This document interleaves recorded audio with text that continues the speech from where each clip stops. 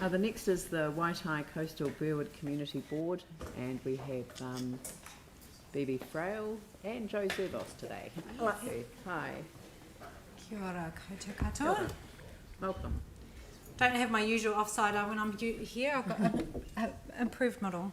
I don't mind saying that, even if you can't see it. I'll get to say more this way.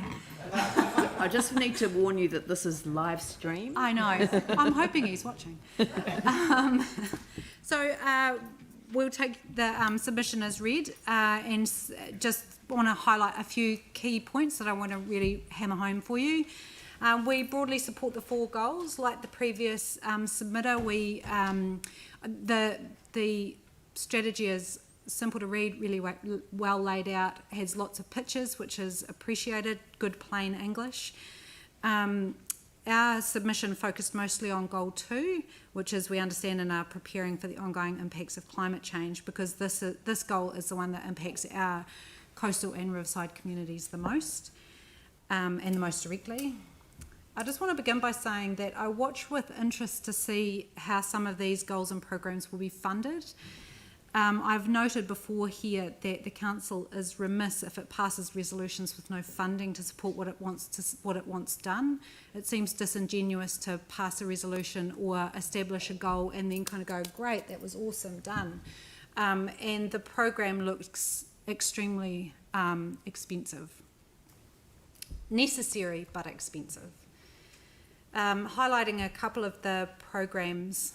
Program 2, it's important that our communities are given regular, factual, plain English updates on our changing coastal environment.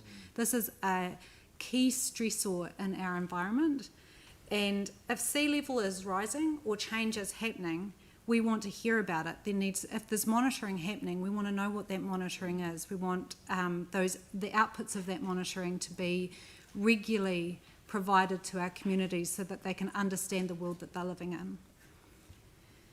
Program 3, we want our communities to be involved in planning and decision making about adaptation.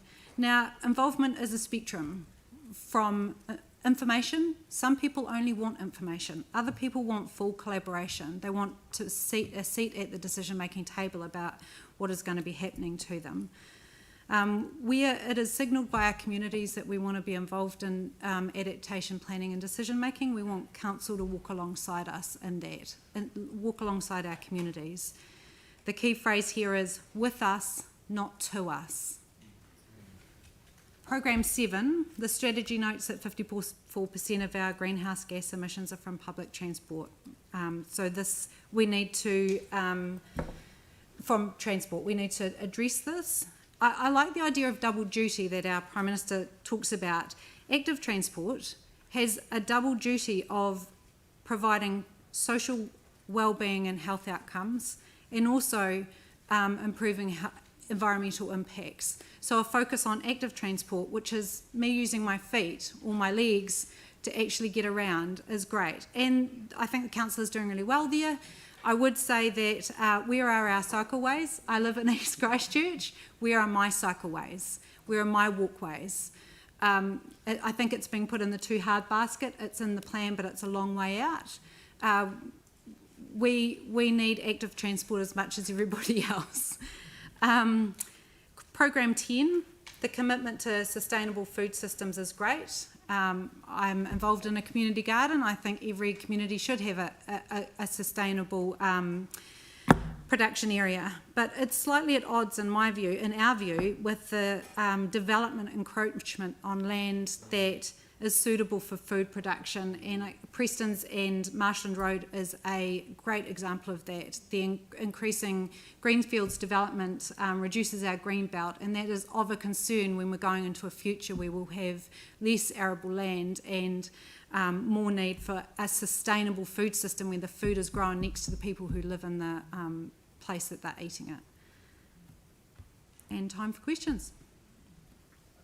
In terms of the question that you've raised, which is quite a legitimate one, which I've made a particular note of, is around this regular factual plain language information, re the coastal environment and engagement on the climate impacts in terms of adaptation.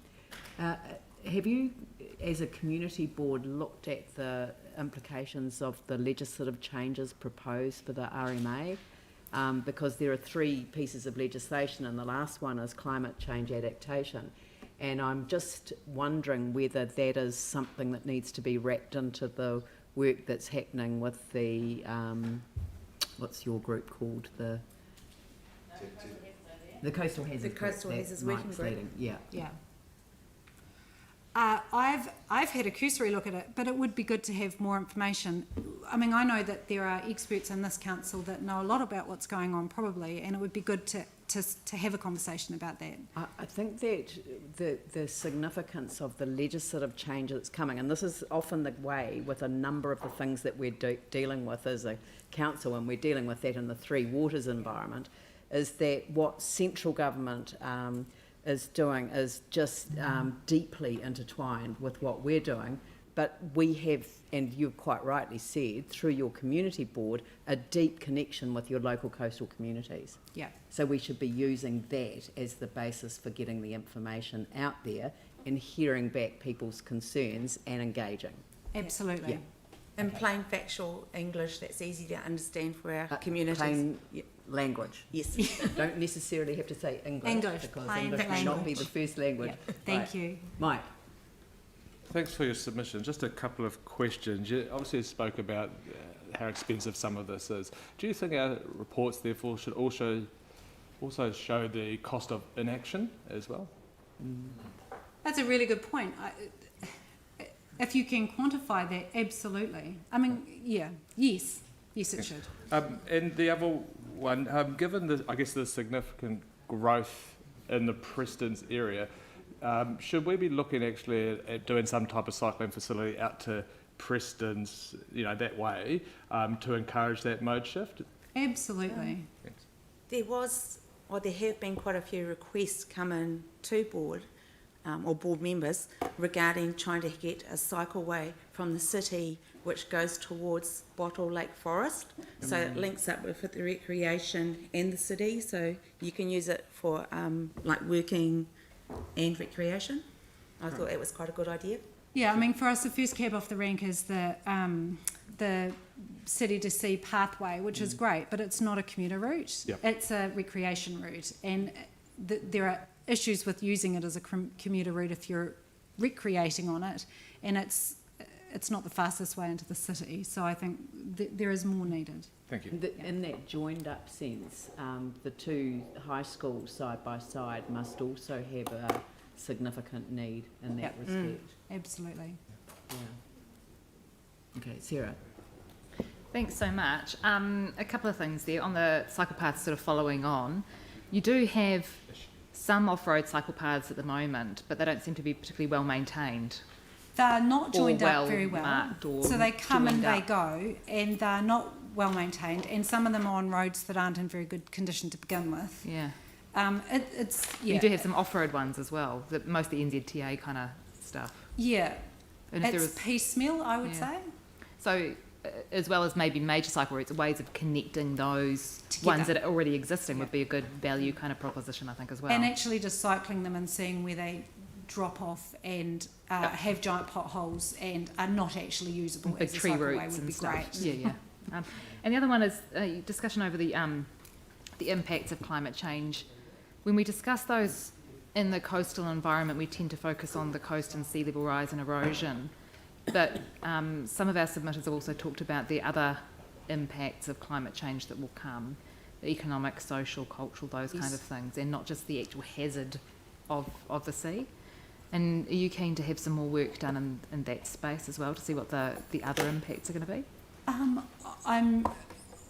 I would need to understand exactly what you mean to make sure we're thinking of the same thing, but things like displacement and lack of investment are 2 things I can think of, that you have less surety about the future, then people are less likely to be in an area, and that's clearly the case in New Brighton. And the council's done a good job, I think, of building infrastructure to support the local community, but but commercial hasn't followed suit. Yeah. and that is a concern. So getting some assessment done in that area as well, I and being think able to communicate that. With the figures that come out as well, there's a lot of people that think it's going to happen tomorrow, Yep. and they don't realise that it's just happening gradually over the next 40, 100 years, and we can adapt as we go. Yeah. And they're getting quite worried and scared, and it affects them mentally. And do you think that one of the things that, with that mental health and wellbeing thing, one of the things that has been proven to help in that space is that hopeful action? Yes. So not just focusing on the adaptation space because it's coming, but actually getting the community involved and educated and helping with the mitigation space to help it not be as bad as it might be even otherwise. adaptation is a pathway, so it has stages and gateways, and being involved in that process is a hopeful process because it gives you a future. Yeah, okay, thanks. Yeah. That's lovely. Look, thank you very much for your presentation today and to responding to questions. Very helpful. Thank you. Next community board is